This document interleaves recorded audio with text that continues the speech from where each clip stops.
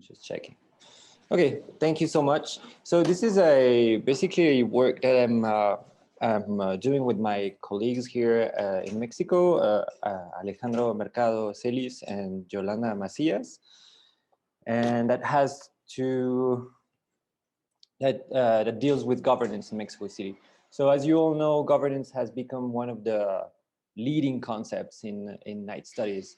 It offers a comprehensive framework to understand the global trend towards formal management of the night, embodied by night councils, night mayors, night associations. As a consequence, much of the use of this concept is limited to the examples in the world where night governance exists as a formal body, especially in the global north. Moreover, although most scholars are cautious when they address the reach of formal night governance organizations, their focus on these organizations tend to avoid other aspects of or areas of nightlife. And by most scholars, I include myself, when I actually addressed the case of French night councils in Paris and Nantes. So this presentation aims to offer a different approach to the concept of governance, acknowledging the diversity of power relations happening at night in other parts of the world, in line with last year's keynote at this conference by Begoña Aramayona. In Mexico City, we don't have this type of formal management tool of the night. However, the city's night articulate different stakeholders and power forces. Mexico City's nights are very creative, very lively, and socially complex, involving a certain degree of coordination, which justifies the discussion about governance. Indeed, the concept of governance relies on a more flexible and horizontal vision of localized power relations. In this sense, governance exists de facto when we take into account both strategies and tactics that night practitioners use to reach their goal in spite of their different status within the nocturnal society. And as a matter of fact, Mexico is strongly characterized by its social and spatial stratification and systemic violence and impunity, which definitely affect its nights and the possibility of building more formal governance tools. So here you can see two examples, two screenshots that embody the city's ambivalence. On the left, the promotion of nighttime leisure through a list of fancy bars and restaurants that are open on Mondays. And on the right, an article about the News Divine's tragedy in 2008, where 13 young people died in a police raid in a poor suburban nightclub. However, it does not mean that less privileged stakeholders are passive agents or only victims within the nighttime economy. On the contrary, one particular aspect seems to unite most stakeholders in Mexico City, and this aspect is informality. However, here I want to mark a difference with Begoña's presentation last year, who framed informality as a quasi-autonomous field in Southern Europe, focusing on street vendors, sex workers, etc. Even if this type of informality is very important in Mexico City, here I want to problematize informality also as fueling the whole nighttime economy in Mexico City, from public authorities to small and seemingly more formal businesses. In other words, one of the aims of this presentation is to articulate formal and informal activities happening at night. And in this sense, I hope that this presentation will be able to echo other cases around the world where the nighttime economy is highly ambivalent. So these aspects lead to the following research questions. How can we categorize Mexico City specific form of night governance, considering the degrees of formal and informal activities? Furthermore, how is it being reshaped by the pandemic? Our central hypothesis is that Mexico City's night governance oscillates between polarization and organization. And both trends are mediated by different layers of informality. And the second hypothesis is that the pandemic reinforces both tendencies. So the focus of our study is primarily on music venues and more marginally in bars, restaurants, and nightclubs. All of them are here understood as institutions of the night, even though we fully realize that the night goes way beyond this type of places and practices. I would like to mention just, for instance, the articulation of Mexico City's informal ambulances and formal hospitals, as showcased in the great documentary Midnight Family, that I highly recommend, and it echoes last year's keynote by Will Stroh, who mentioned the importance of night care institutions. It's just an example, but in some way it works in the same way, mixing informal and formal institutions. So our approach is mainly exploratory, as it is an ongoing project. We conducted interviews with business owners, managers, workers, cultural promoters, policymakers, and lawyers. All of them are located in the heart of Mexico City, Mexico City's nighttime leisure activities, the Cuauhtemoc district that you can see here. This presentation is a longer and deeper version of a talk that I gave a few weeks ago in the Night Recoveries panel at the Royal Geography Society annual conference.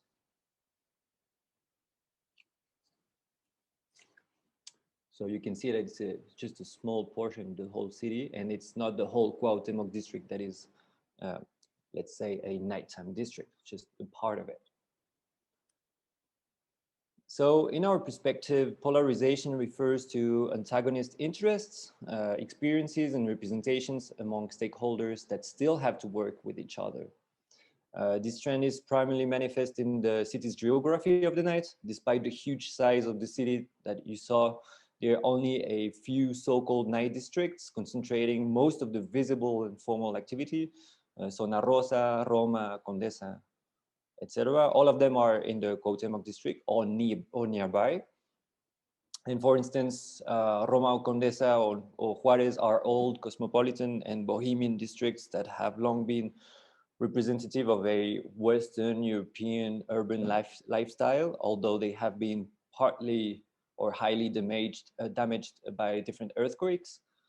Our informants often emphasized this concentration, mentioning how there were not many alternatives to these few walkable areas where the potential customers can easily go from one place to another and eventually enjoy a nice and safe walk. Although we don't have reliable quantitative data to compare objectively, such concentration seems higher than most metropolises from the global north. But of course, these districts only represent the tip of the iceberg. For instance, Mercado's study on music venues shows that there are hundreds of them outside the Cuauhtemoc district, but most of them are informal and let's say isolated places that actually fuel the more formal circuits.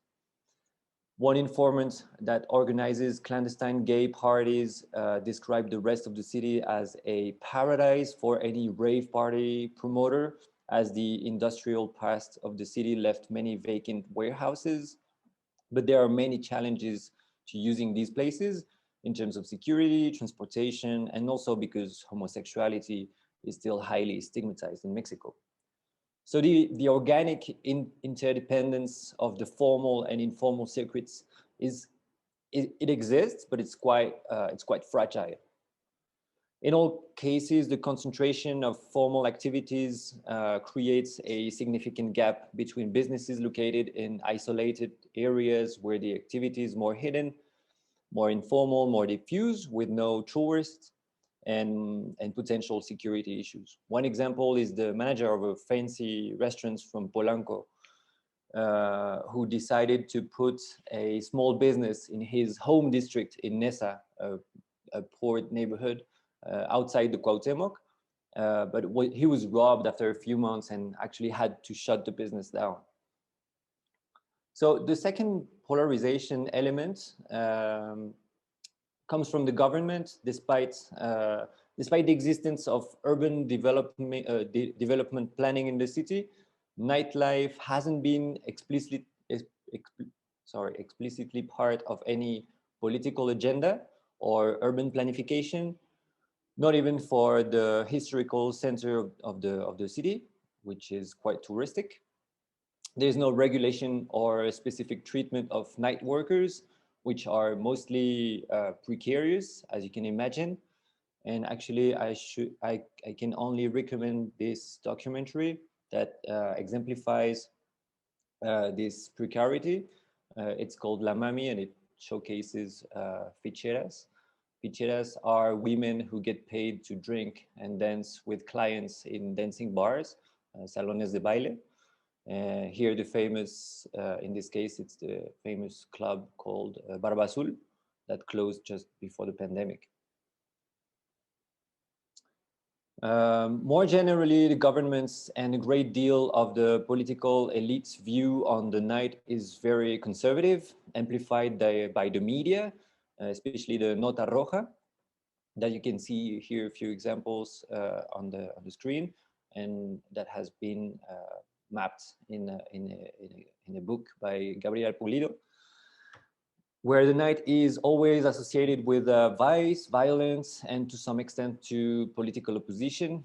It's what our colleague Yolanda Macias called Mexico City's official night. I mean, it leads to this official night as she portrayed in her article, where she traces this conservative vision of the night back at least to the colonial state in the 18th century, when a reorganization of recreational spaces was implemented under the expectation of order and security, with the intention to educate and civilize the population.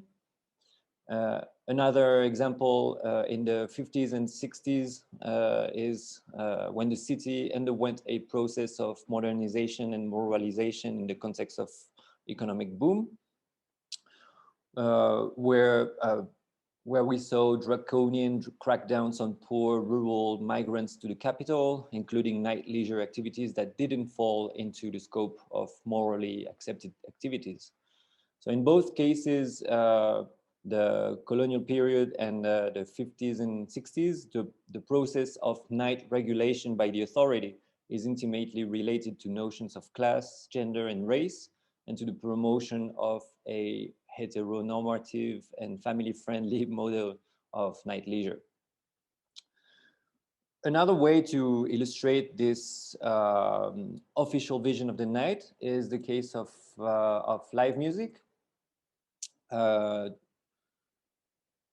And it's even more significant as we just celebrated the 50th anniversary of the Avandaros Festival, which was, let's say, the Mexican Woodstock that triggered a strict live music prohibition in order to erase the counterculture and appease social tensions related to the youth, especially from lower class. And let's say that 25 years, more or less, after this festival in the 90s, Mexico City was governed by a leftist party and was slowly recovering from the huge 1985 earthquake. So techno and rock music were spreading across the city. However, the increasing formalization of these scenes was actually stopped in the early 2000 by Mexico City's elected mayor AMLO, the actual president, who can be categorized at least as a culturally conservative. And for instance, one of our informants was part of the organization of the first raves and love parades in Mexico City and testified how tense were the relationships with the mayor's office. Eventually, most of Mexico City's techno culture remained mostly underground and exposed to drug cartels, while rock, especially indie rock, experienced a relative boom due to a more commercial image. For instance, through places such as the El Imperial that you can see here. But many clubs kept operating more or less informally and ultimately closed because of the political reluctance towards cultural expressions that are not either traditional or commercial. And Mexico City's indie pop scene ultimately remained in a sort of limbo, I would say. Beyond these transnational scenes, we can also mention the case of sonideros, a salsa cumbia sound system culture that usually happens in the streets of lower class neighborhoods. And despite its huge popularity, attested actually by the millions of views on their videos on YouTube, there has been no official recognition of its cultural contribution to the city. So you can see that there is this strong polarization between cultural expressions and let's say the political views on night activities. So by all this, we do not pretend that there should be no regulation or restriction of the night. On the contrary, we observe how the vicious imaginary of the night produces a polarized type of governance, as it is used as leverage to justify a conservative and restrictive approach of the night without solving the problems of violence and insecurity that keep prospering, blurring the distinction of which feeds which. So how does it work in concrete terms? Well, for instance, when we interviewed music venue owners and cultural promoters about getting a license to organize cultural events at night, the common response they get from the authorities is, oh, right, what you really want is to put a commercial nightclub, un antro in Spanish. But this response is not only rhetorical or moralistic. Nightclubs actually pay a lot more taxes than other venues, and they also have to pay very excessive fines for not complying with the smallest detail, which makes many stakeholders think that the authorities are instrumentalizing this vicious imaginary of the night to their own benefit. The same happens in the live music sector, where taxes are very high in general. In her historical account of night regulations, Yolanda Macias reports how the business hours in general were much more restricted in the case of alcohol selling places, such as pulquerias, which is a sort of bar where they serve traditional drink called pulque. And so for the same reason, most of our informants prefer to operate as restaurants, even if in reality they should be considered as cultural venues, music venues, bars, or nightclubs. But restaurants allows you to be open, to be more flexible with the opening, the business hours. Another aspect that feeds the polarized shape of the city's night governance is the archaic legal framework of nighttime activities and the bureaucracy, which also impacts daytime activities, of course. For instance, business regulations are regularly updated, but many businesses keep working under the previous statuses, while new regulations and licenses sometimes work only in theory, as there is no office where to apply for them. So this situation creates a huge space for subjective decisions on the side of the administration and authorities, putting any business owner in the position of a potential outlaw on the one side, and it also creates a lack of legal resources and law enforcement to deal with the real criminals. You might imagine who are these real criminals. So this has two effects. On the one hand, even when they have good intentions initially, many business owners develop strategies to navigate into what they perceive as a vicious bureaucracy. Indeed, the fact that most businesses are in a legal limbo creates a fertile ground for corruption.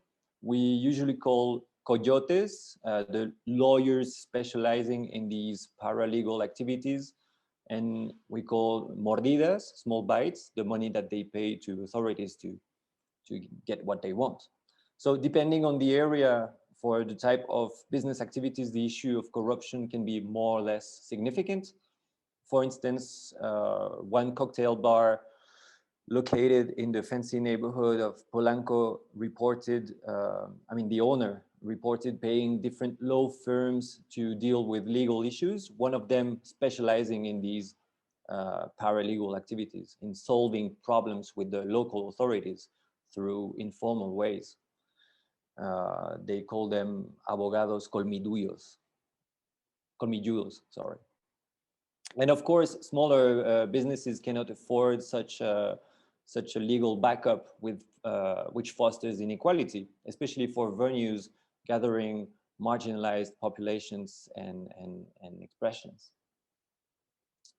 Another example is one venue that is located in a poor and slightly gentrifying neighborhood, gathering mostly a middle-class audience and putting all sorts of independent music shows from electronic to cumbia, reggaeton, who reported having to pay multiple bribes in order to operate without obstacles from the different authorities.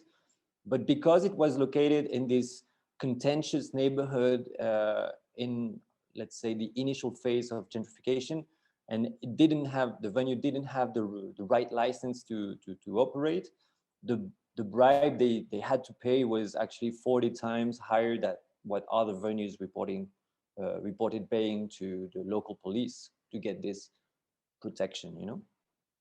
So in this sense, many business owners are forced to participate in this illegal form of governance, while others, of course, are directly related to criminal organizations, as exemplified by a gay nightclub waiter that we interviewed, who told us how he was forced by his own boss to sell drugs or adulterated drinks to clients, which was pretty scary.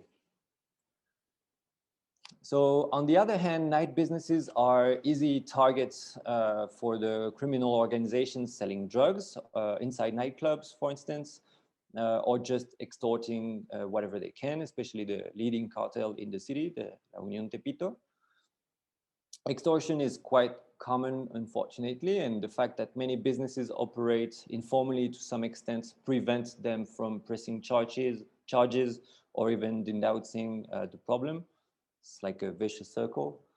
The authorities generally see business owners as accomplices and not victims that should be protected, which reinforces the image of the nighttime economy as fostering vice and corruption within society. And we could spend hours quoting interviews where business owners describe these troubled relationships with the authorities, or how the cartels invaded their business, triggering violence and risks for everyone. I can mention just one case, one famous concert bar that had to shut down because of a cartel's threats to its owner's life, to the owner's life. The closure actually triggered a huge response from the local music scene, asking for the local government's intervention. However, when the mayor, the actual mayor, Claudia Sheinbaum, commented on the case, she accused the owners of the bar of not paying the rent, which was almost like a joke. So, and actually more generally in Mexico, it has become very common to accuse the narco trafficking victims to be part of the same traffic, you know, justifying the lack of police investigation and legal proceedings. So all these aspects contribute to significant contrasts within Mexico City's night activities, where big corporations dominate the nighttime economy to some extent, as they are the only ones able to deal with the bureaucracy and offer products and experiences in line with this official vision of the night. And at the same time, tons of informal DIY initiatives proliferate below the official radar, sometimes representing more authentic or diverse forms of nocturnal experience. It's especially the case in the food sector. Global food chains occupy a large part of the nighttime economy, sometimes even in the most underprivileged areas of the city. And they coexist with a great array of street food, Actually, street food remains the iconic representation of Mexico City's night, as portrayed in the next Netflix show Taco Chronicle. A similar distribution between mainstream and underground is at play in the live music sector, where Ocesa, the Mexican entertainment mastodont, dominates the market, while street music, cantinas, and other alternative music venues still play an important role in the city. They correspond to many people's idea of an authentic night in Mexico City. So very few local and independent scenes managed to become long-term institutions through dedicated venues. I should mention the music genre high energy that is concentrated in one venue, the Patrick Miller. Indie rock in the Foro Indie Rocks, or the goth and metal music in a venue called Circo Volador. But this stabilization of these scenes, these independent scenes, remains quite precarious, as you can imagine. For instance, one venue that I cannot name has managed to survive to the many pressures from the police and the local gangs, because it's located near a strip club that actually pays bribes for the entire block to be out of any trouble. And the venue, well, it's just there, you know. So in this sense, the political elite's conservative view of the night results in a substantial gap between the mainstream and the underground, with few middle ground or in-between institutions. And of course, the pandemic increased the polarization in many ways. Most night places are a closed space with limited air circulation, which made them the first victims of sanitary restrictions. As for night workers, they were the first to lose their job, given their systemic precarity.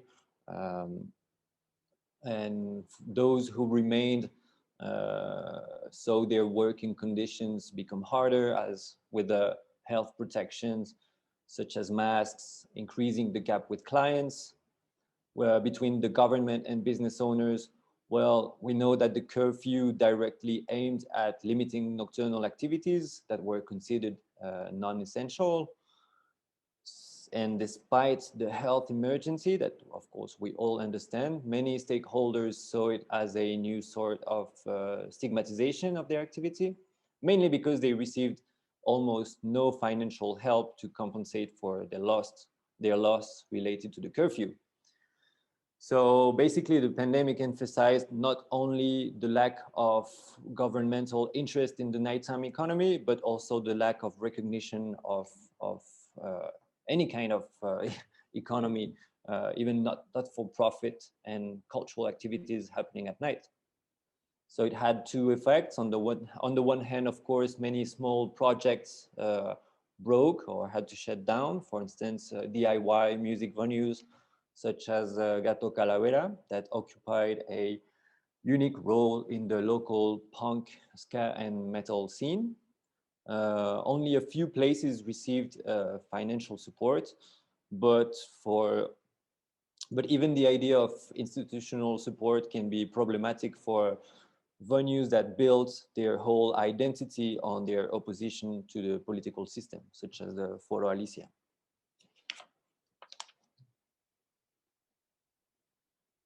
On the other hand, many illegal events and parties took place in the city, as you can imagine, amplifying the gap between stakeholders. Other businesses, especially restaurants, were allowed to use sidewalks and parking areas, sometimes increasing their pre-pandemic capacity and triggering new outdoor consumption habits that can be contentious, especially with neighbors, or even the clients when they don't feel safe outside, you know. Music venues were forced to become restaurants to some extent, generally on their own initiative, sometimes through the official program called Reabre. And this process towards restaurantification echoes pre-pandemic trends described by Will Stroh regarding the struggle over space within performing art scenes. Mexico City, I can mention the case of Foro Indie Rocks. It's an iconic venue in the city that turned into a burger joint with a small stage. And the whole shift in this case was facilitated by the fact that the music venue company actually owns the building, which is quite an exception in Mexico City's nighttime economy. Now, recently, the venue, the real stage, has reopened, so it's still an ongoing process. But restaurantification represents, let's say, a more general trend where night and day practices merge in some way under pandemic-related pressures and restrictions. For instance, another example is a cocktail bar manager who told us how he tried to organize day drinking events as a way to nightify the day because of the curfew and also new early consumption habits. And in a sense, this type of alcohol consumption becomes more regulated, less intense, which also corresponds to some extent to the official vision of the night described earlier. So several other important issues remain to be assessed, especially the impact of the pandemic on night workers and on the geography of the night.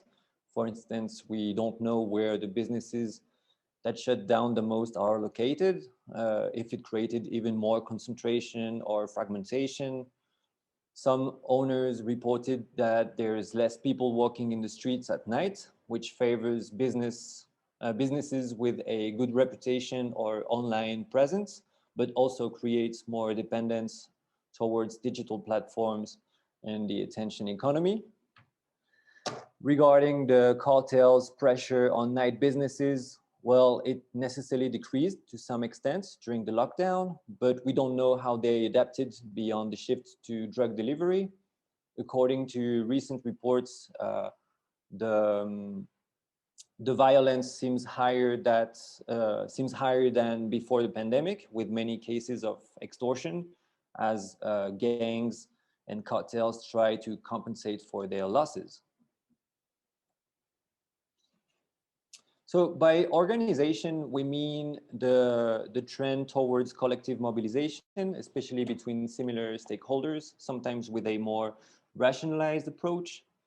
As a general observation, there seems to be little lobbying culture in Mexico City compared to the North American cities such as New York, where restaurants, bars, and clubs are well organized, as reported by one business owner who also runs restaurants in the US. However, many professionals are informally connected, primarily through digital messaging applications such as WhatsApp and Instagram. Such informal aggregation seems to reinforce the social and spatial stratification, as owners tend to only stay in touch with friends and similar businesses. Moreover, in one wealthy neighborhood, business owners reported the existence of a neighbor association, including local businessmen, that keeps good relationships with local authorities and politicians, enabling better coordination and protection, but it clearly lacks transparency.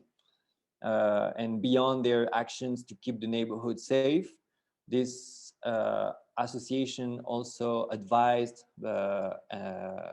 businesses and even informed them when there might be a business inspection, which proves the kind of privileged relationships that they have with the local authorities. But of course, other networks exist, let's say more transparent networks, more open networks, especially within alternative cultural communities, electronic music, DIY, experimental music, etc., where cultural promoters usually know and support each other. And far from being completely autonomous, Many of these projects and collectives also collaborate with more mainstream or powerful sector on the one hand, for instance, sponsors, cultural institutions, global festivals and media, but they also collaborate with their local communities on the other hand, for instance, neighbor associations, local worker unions, etc. The scale of these networks can vary greatly, of course, from the very local networks with poor surrounding neighborhoods, such as in the case of Circo Volador that you can see here, to global connections with festivals and all the other cultural promoters. This is the case of the venue Galera that is connected to bigger festivals. And it's generally these connections that allow them to grow and resist to the pressures of the night, at least to some extent. For instance, through material and structural collaboration between venues, promoters, festivals, and artists. One venue owner reported how his venue, for instance, was actually losing money, but he used it to book international acts first shows in Mexico before booking them in bigger venues and festivals after that. And also another venue that operates without license told us how important was the relationship with the neighbors in order to keep the venue alive, away from the police's eye. On the side of authorities, I should have another slide.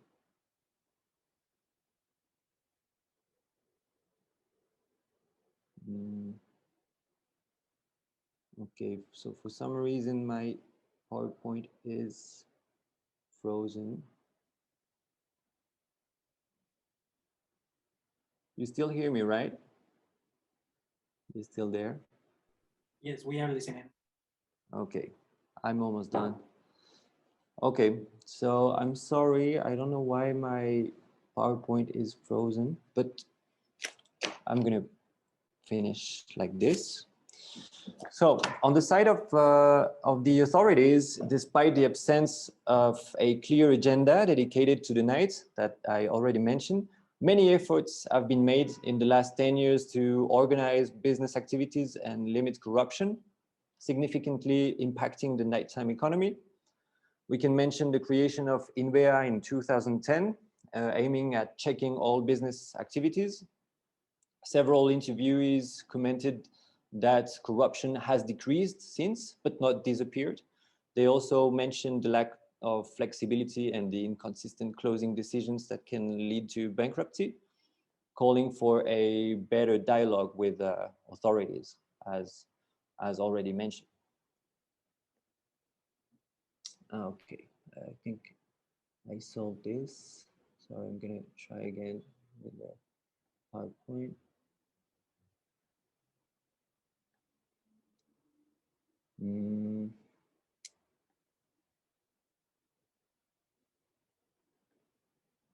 Okay, I don't know what's happening with the PowerPoint. Sorry. Okay, well, I guess you will have to just hear me out for the rest of the presentation. Another governmental initiative that I can mention is the 2019 bill regarding independent cultural spaces that relied on a participatory approach with many small cultural stakeholders, from theaters to book clubs, music venues, multidisciplinary spaces. It's still in the process of validation and operationalization. The bill clearly intends to increase the range of legal activities occurring at night beyond the simple scope of business. And this participatory approach created networks of knowledge and cooperation among different stakeholders, especially small theaters. So these new networks are probably the most important points of this whole political process, because on the other hand, many cultural experts reported that the bill is actually kind of doomed to fail due to its to its lack of applicability, especially regarding the possibility to sell alcohol. But I want to finish on the effects of the pandemic on this whole organization process in the night governance of Mexico City.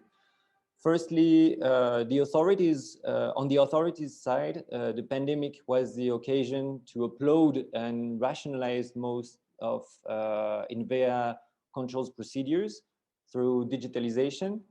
So, for instance, many business owners reported that that the whole procedure was better. It was well perceived in general.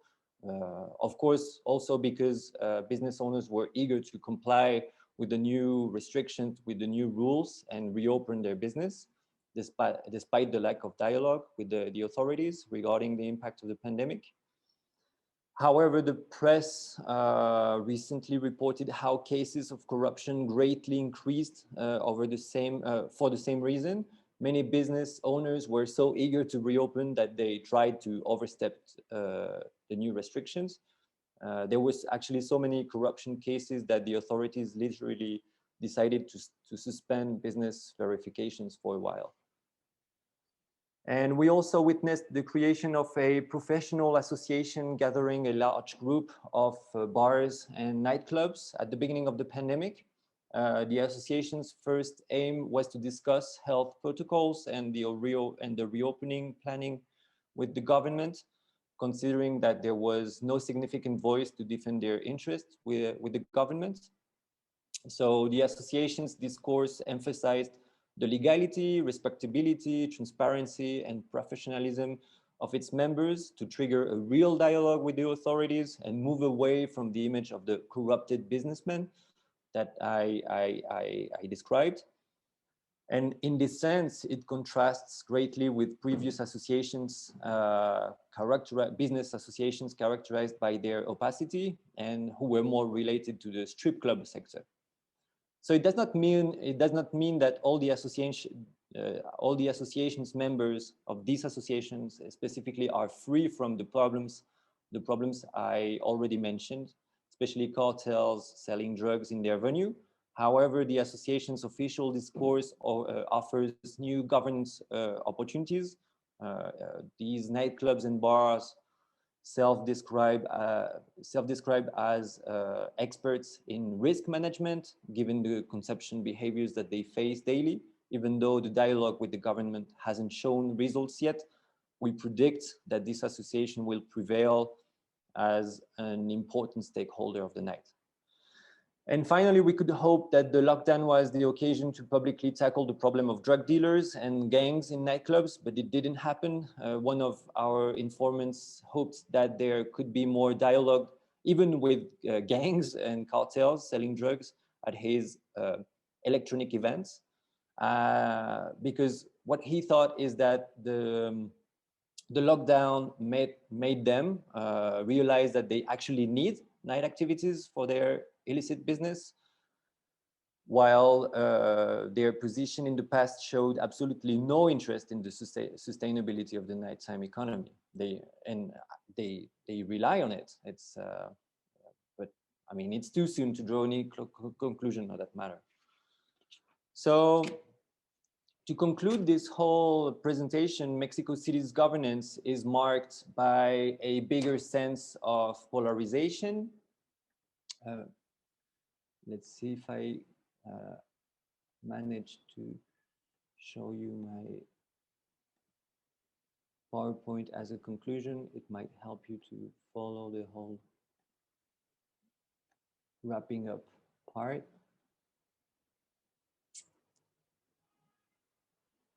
One second. Okay. Okay.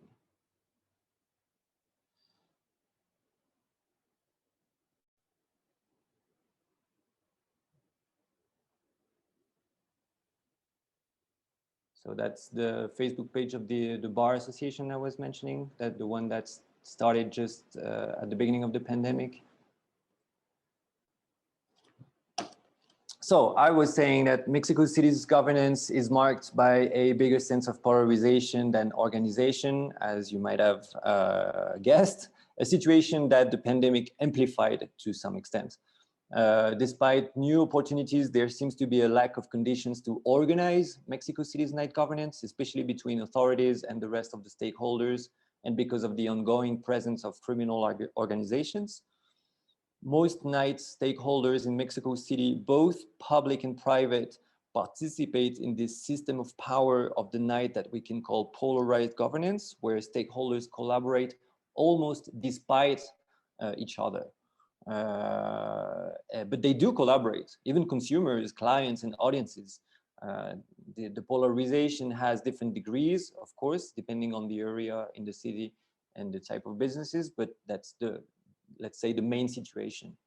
So compared to cases such as Paris, London, Berlin, or New York, Mexico City's nights are a lot more characterized by the interplay of informal practices within urban institutions. And in this sense, here in Mexico City, the nighttime economy relies on a fragile equilibrium that makes things work on a superficial level, hiding deep conflicts that put everyone at risk, even the political elite, when crises highlight their inefficiency. For instance, in the case of the News Divine tragedy I mentioned in the introduction. Consequently to this polarization, many night business and cultural initiatives don't last very long in Mexico City. There are few sustainable night institutions compared to other cities in the global north.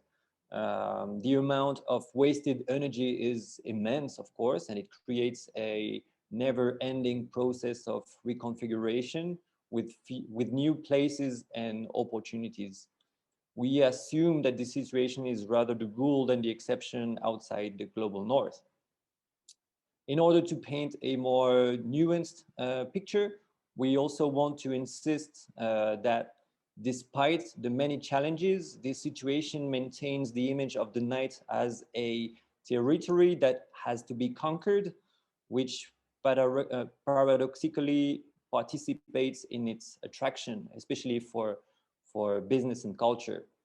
Mexico City is often seen as a place for experimentation, and its nocturnal ambivalence appeals to many people, especially foreigners that come from more regulated contexts. And you might see me as one of these foreigners. We can also say that the polarization actually shapes specific night cultures in the city. I mentioned the sonidero sound system culture that clearly functions as a passive resistance to the lack of public cultural space in poor neighborhoods. And finally, new political collectives also more and more interested in the night as a topic for advocacy here in Mexico, especially feminist and queer collectives, along with the Bar and Nightclub Association. And I mentioned these collectives could represent more important stakeholders for the future of the city's night governance in a context of increasing public debate on gender violence. You might have seen recent feminist protests in Mexico City. It's a very significant movement. And so the contentious relationship with the authorities suggests that only an independent body could make progress in matters of night governance, compensating for the changing government's attitudes towards night stakeholders. Other cities in the world, such as Montreal and Berlin, managed to create independent associations, gathering different stakeholders in the form of members, including scholars. They regularly collaborate with the authorities without belonging to the local government. However, the local context of these cities is quite different, of course, especially regarding informality and social inequality. And in Mexico, actually, in the city of San Luis Potosi, there is one night association, although it does not gather different stakeholders, but rather functions as a social and cultural consulting project, developing events, professional training with the police, bars, and nightclubs. awareness building programs around the night, etc. And of course, their resources are quite limited, and the relationship with the local politicians remains highly contentious. So